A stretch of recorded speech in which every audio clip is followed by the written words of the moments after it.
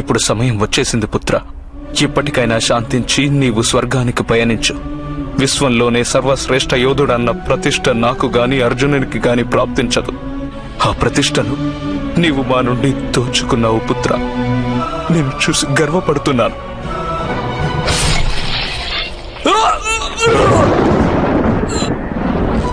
రాజా దుర్యోధన, కేవలం 3 మహారథులే యుద్ధం చేస్తారా? అయితే మీ పరాజయం నిశ్చయం. మహారథులారా, దాడి చెయ్యండి వీడిపై. మిమ్ము ఆదేశిస్తున్నాను గురుద్రోణ. శస్త్రాన్ని అందుకోండి. గురుదేవా, ఇతను మీ ప్రీతమ శిష్యుడు అర్జునుడి పుత్రుడు. మీరే అతన్ని దౌర్జన్యంగా చంపేస్తారా? వద్దు గురుదేవా, ఆ దుర్యోధనుని ఆపండి. గురుదేవా! మిత్రమా కర్ణ, నేను నీకు ముందే చెప్పాను కదా, ఆ బాలుణ్ణి నీవే వేటాడాలని.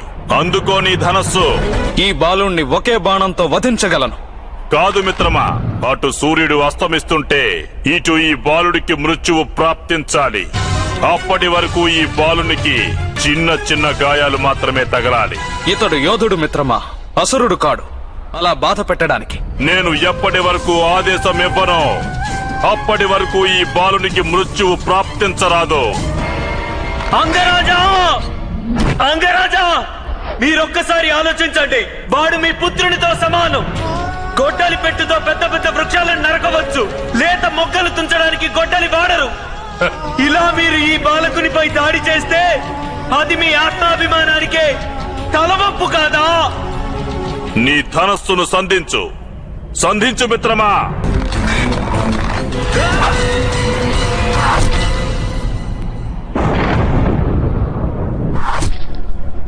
శస్త్రాన్ని సంధించండి గురుదేవా, సంధించండి శస్త్రాన్ని.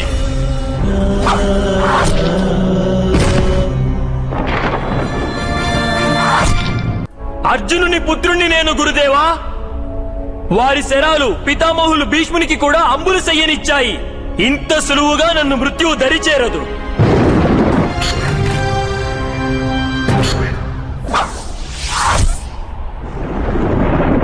మాధవ, మీరు బాధపడుతున్నారా? పార్థ, మనకు కాలం కలిసి రాకుంటే బాధ అవశ్యం కలుగుతుంది. సాక్షాత్తు భగవంతుడు కూడా కాలానికి తలవంచక తప్పదు.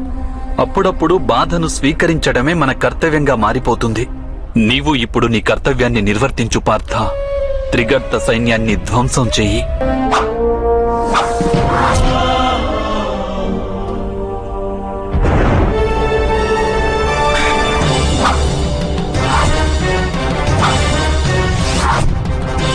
మిత్రమా కర్ణ, ఆ బాలుని ధనస్సును పడగొట్టు. వాడు గాయాలతో ఉన్నాడు మిత్రమా.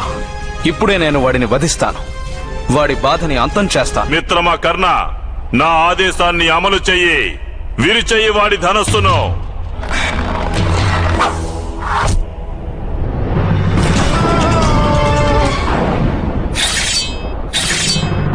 మామయ్య, ఈ బాలుని చేతులు శస్త్రాన్ని ఎత్తేందుకు కాదు, తన ప్రాణభిక్ష కోరేందుకు చేతులు ఎత్తాలి.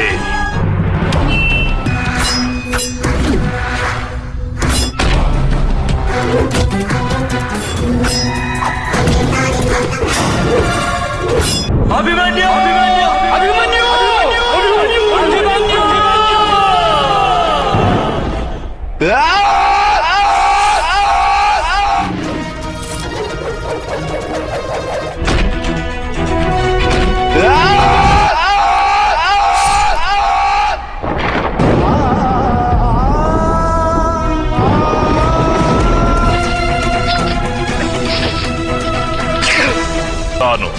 రాయిటో.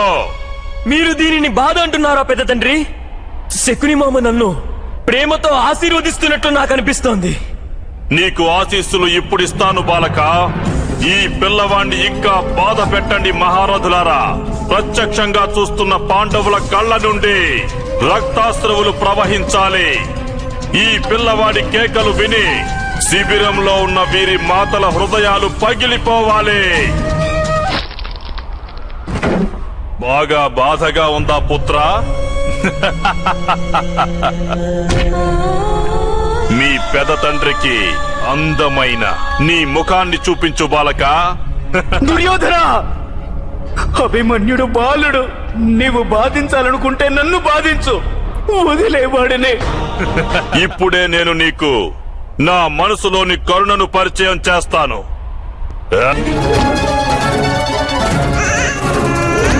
గురుదేవా, మీ ముందు నేను చేతులు జోడిస్తున్నాను. వాడిని ఇంతలా బాధ పెట్టకండి.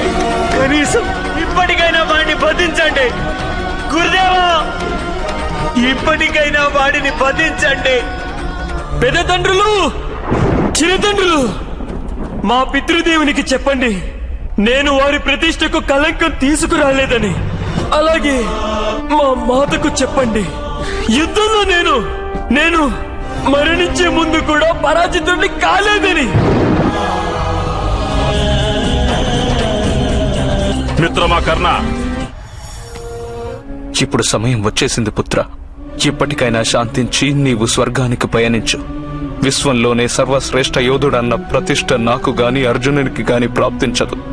ఆ ప్రతిష్టను నీవు మా నుండి దోచుకున్నావు పుత్ర. నేను చూసి గర్వపడుతున్నాను.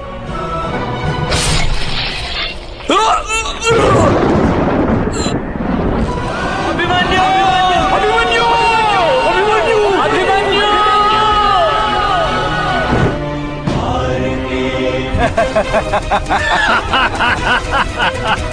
చూడండి పాండవులారా, ఈ అభిమన్యుని మరణానికి ఉత్సవం జరగబోతోంది.